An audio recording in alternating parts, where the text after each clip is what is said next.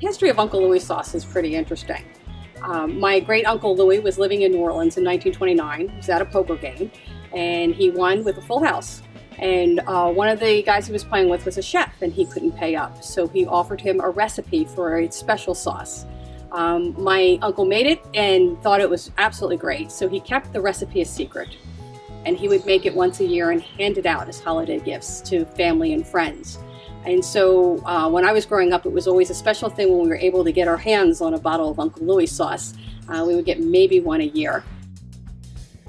When Uncle Louie passed away, he willed the recipe to his brothers and sisters, and my grandfather is his youngest brother. So that makes me the third generation to be making this sauce. Uncle Louie sauce is a gluten-free sauce that's different than anything else on the market.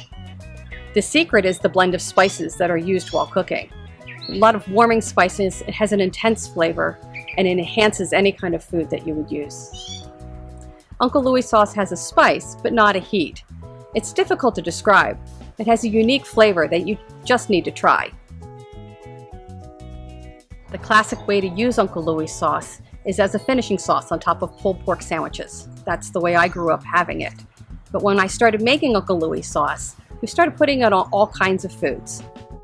We really love to use it while we're grilling hamburgers and chicken.